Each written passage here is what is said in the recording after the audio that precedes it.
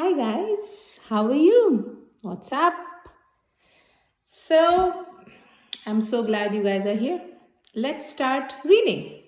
So, what book are we reading today? So, we are going to read Pollyanna. And the author of this book is Eleanor H. Potter. This is, as the title of the book itself is self-explanatory. It's about a girl named Pollyanna, and she lost her parents, so she has to move in with her aunt, whom she has never met. So this story is about how she adjusts to the whole idea of moving in with it into a new place with new people, and how those people react to her being there. So this story is all about that. Let's read the introduction at the back of the book. It's a miraculous story about the power of optimism. So, miraculous here does not mean it's divine or supernatural. Miraculous here means extraordinary, something which is special. So, it's a miraculous story about the power of optimism. Optimism is hopeful. You are always hopeful that everything will be fine. Nice will happen. So it's a positive story. So I'm very excited to read this book. So when an orphaned Pollyanna moves in with her maiden aunt, she transforms the lives of everyone she meets with her optimism. She uses the glad game her father taught her to appreciate what she has. Until one day, something so terrible happens that even Pollyanna doesn't know how to feel glad about it. So this book, as you have read, it's about optimism, being hopeful. She moves in with her maiden aunt. What's the word maiden means? Maiden means someone who has never got married. Her aunt has never got married. She transforms the lives of everyone she meets with her optimism. And then the book talks about a game she plays, which her father has taught her. It's called as a glad game. So we'll find out what that is all about. So, and there's a very terrible, sad incident that happens in the book, but we'll know whether Pollyanna comes out of it or what happens. So I'm so excited. Let's start the book, Pollyanna.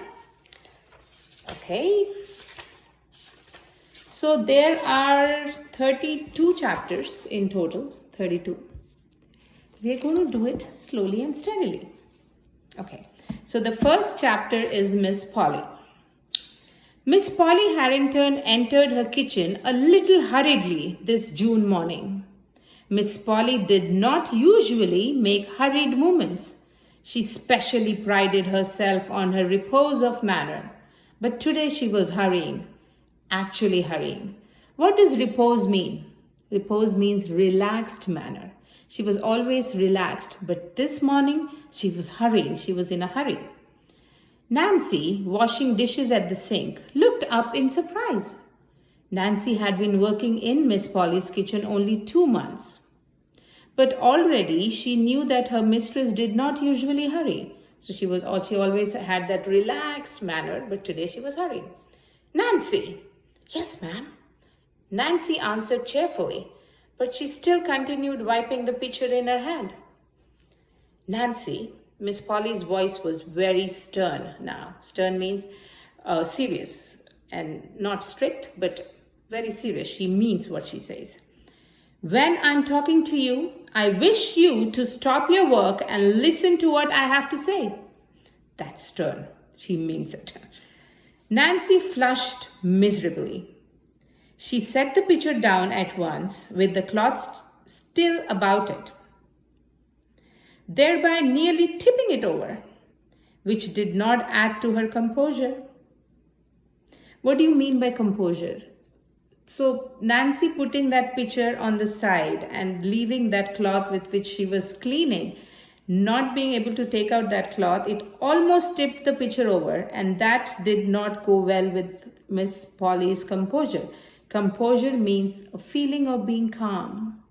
So anyway, already Miss Polly was so hurrying everything, and all this thing has not added to her calmness.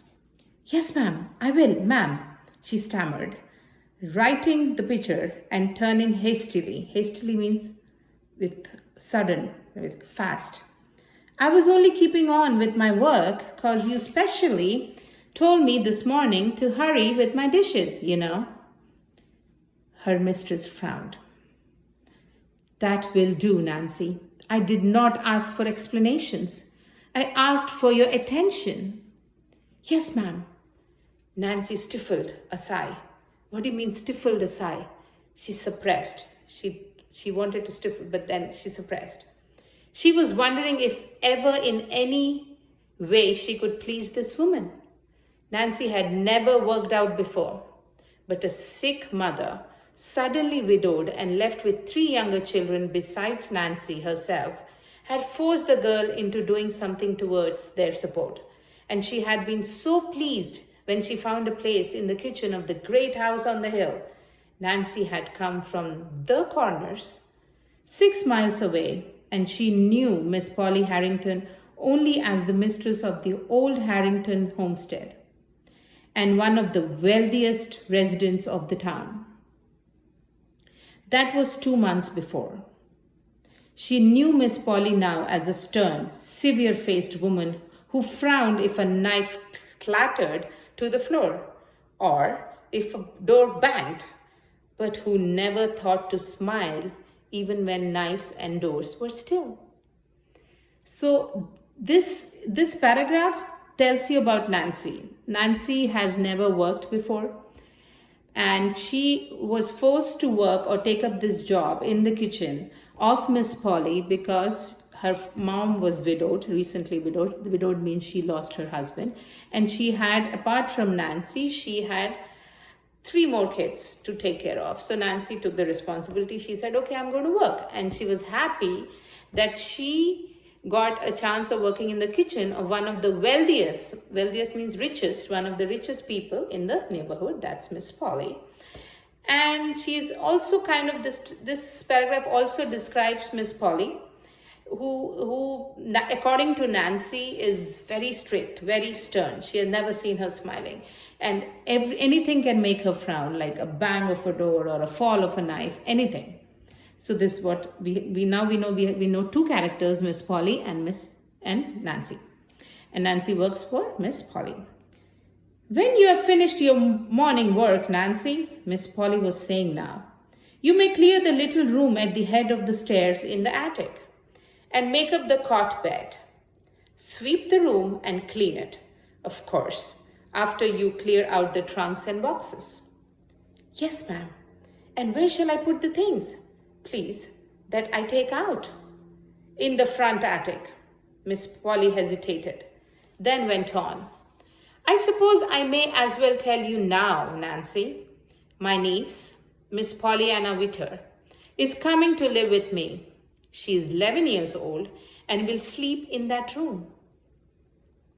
A little girl coming here, Miss Harrington? Oh, what's that be nice? Won't that be nice?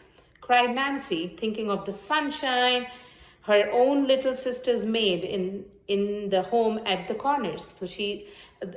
So here Miss Polly is telling Nancy that her niece, who is 11 years old, is going to come and live with them. And immediately a mention of a small girl reminds Nancy about her own sisters who live with her at the Corners. Remember, the Corners is the place from where Nancy has come from.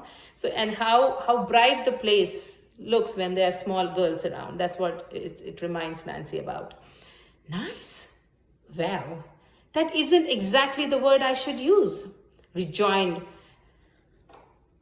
Miss Polly stiffly. However, I intend to make the best of it, of course. I'm a good woman, I hope, and I know my duty. Nancy colored hotly.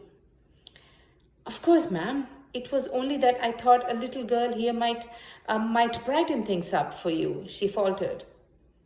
Thank you, rejoined the lady dryly. I can't say, however, that I see any immediate need for that. So Nancy is happy that the little girl is coming and there'll be some brightness and some cheering around in the house, but Miss Polly doesn't feel the need for it. She feels everything is fine, and the little girl coming into the house can only the routine, the everything what was going till now will change. Miss Polly lifted her chin haughtily. Lifted her chin haughtily means arrogantly. She was like, she said, "I know my duty." She was letting Nancy come in because she's doing it as a duty, that because she's supposed to do that. So she was arrogant and she was proud of what she was doing. So she lifted her chin haughtily. "Well, really, Nancy, just because I happen to have a sister who was silly enough to marry and bring unnecessary children into a world that was already quite full enough, I can't see how I should particularly want to have the care of them myself. However, as I said before, I hope I know my duty. See, that was clean the corners, Nancy," she finished sharply as she left the room. "Yes, ma'am," sighed Nancy, picked up the half-dried pitcher, now so cold it must be rinsed again. Because she kept it on the side, it has to be rinsed again. In her own room, Miss Polly took out once more the letter which she had received 2 days before from the far-away western town, and which had been so unpleasant a surprise to her. When she received a letter, and the letter which we are going to come to know what it's all about, did not make her happy. She was surprised and she was like, "Why am I even getting this letter?" The letter was addressed to Miss Polly Harrington, Beldingsville, Vermont, and it read as follows. What did the letter say? Let's find out. "Dear Madam, I regret to inform you that the Reverend John Whittier died 2 weeks ago, leaving one child, a girl 11 years old. He left practically nothing else save a few books," means nothing else apart from few books. "For, as you doubtless know, he was the pastor of this small mission church and had a very meager salary." That means he was not very rich. He didn't make much because he was working in a mission church. So he practically left nothing. "I believe he was your deceased sister's husband." What does deceased means? Deceased means dead. So I believe he was your deceased sister's husband, but he gave me to understand the families were not on the best of terms. He thought, however, that for your sister's sake, you might wish to take the child and bring her up among her own in the East. The letter has come from West. The Miss Polly lives in the East. Hence, I'm writing to you. Hence means that's why I'm writing to you. The little girl will be all ready to start by the time you get this letter. And if you can take her, we would appreciate it very much if you would write that she might come at once, as there is a man and a wife here who are going east very soon, and they would take her with them to Boston and put her on the Beltsingwell train. Of course, you would be notified what day and train to expect Pollyanna on. Hoping to hear favorably from you soon, I remain respectfully yours, Jeremiah O. White. I hope I'm pronouncing that right. Jeremiah, maybe. With a frown, Miss Polly folded the letter and tucked it into its envelope. So what does the letter tell Miss Polly? The letter tells Miss Polly that her sister is dead, and so is her sister's husband. And they had a child named Pollyanna. Now, because Pollyanna is left with no parents, and Pollyanna's dad wanted and hoped that she can take her in because she was her sister's daughter. And so Miss Polly was not too happy about this whole situation. Let's see what she does. With a frown, Miss Polly, I think I already read that, but I'll read it again. With a frown, Miss Polly folded the letter and tucked it into its envelope. She had answered it the day before, and she had said she would take the child, of course. She hoped she knew her duty well enough for that, disagreeable as the task would be. So no matter how disagreeable the task is for her, She is ready to take the daughter of her sister, ready to take her in, because she feels that it's her duty to do so. As she sat down with the letter in her hands, her thoughts went back to her sister Jenny, who had been this child's mother, and to the time when Jenny, as a girl of 20, had insisted upon marrying the young minister, in spite of her family's remonstrances. What do you mean by remonstrances? Remonstrance means a forceful protest. That means Jenny's family, Miss Polly's family, Miss Polly and Jenny were sisters. So their family was absolutely against Jenny getting married to a minister. So they were absolutely against. So they were forcefully protesting, no, you're not going to get married to him. There had been a man of wealth who had wanted her, and the family had much preferred him to the minister, but Jenny had not. So the family wanted her to marry some other guy who had a lot of money, but Jenny didn't agree to that. The man of wealth had more years as well as more money to his credit, while the minister had only a young head full of youth's ideals and enthusiasm and a heart full of love. Jenny has preferred these. So the minister they're talking about is Pollyanna's dad, who was at that time when Jenny decided to marry him was not so wealthy. He used to be a minister, so ministers generally don't make that much. So, but Jenny preferred him because he loved her. Jenny had preferred these quite naturally, perhaps, so she had married the minister and had gone south with him as a home missionary's wife. The break had come then. Miss Polly remembered it well, though she had been but a girl of 15, the youngest at the time. The family had little more to do with the missionary's wives. To be sure, Jenny herself has written for a time and had named her last baby Pollyanna for her two sisters, Polly and Anna.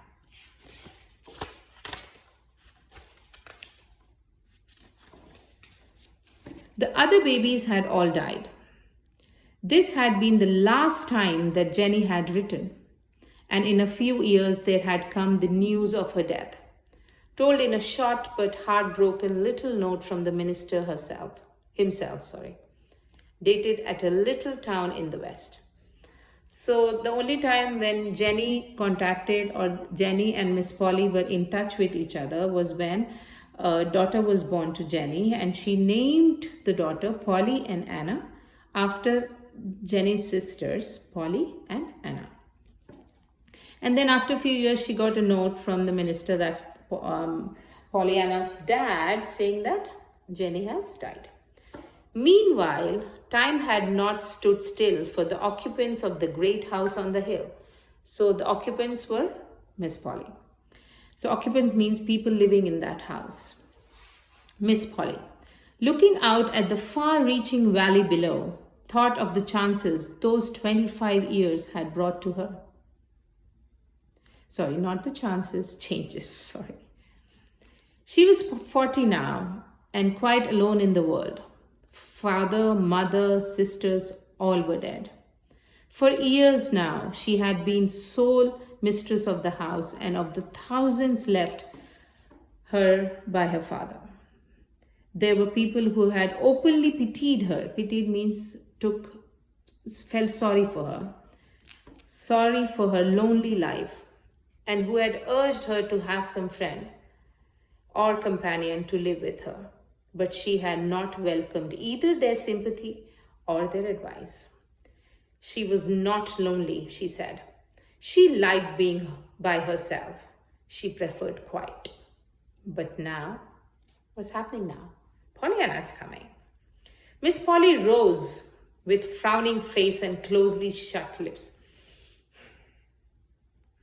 She was glad, of course, that she was a good woman, that she not only knew her duty, but had sufficient strength of character to perform it. Like, people know their duties, but they might not have means, or they might not have enough things for which to do their duty. So she was happy and she was proud of herself that she's aware of her duty. At the same time, she has the strength, sufficient strength, like enough strength to perform that duty. But Pollyanna, what a ridiculous name, she thought. So this is the end of chapter 1. So in this chapter, we were introduced to a lot of characters, but mostly this chapter was about Miss Polly, aunt of Pollyanna. And this is the chapter in which we know that Pollyanna is coming to live with her. And she is taking this whole situation where she is ready to welcome her sister's daughter as a duty. She is not doing it willingly, but she's just doing it as duty. So this is the end of chapter 1. And let's see what happens when Pollyanna comes. I hope you enjoyed it. Please let me know if there are any words which you didn't understand or you want me to tell the meaning of. I would be more than happy to tell you. Bye. Keep reading. Bye.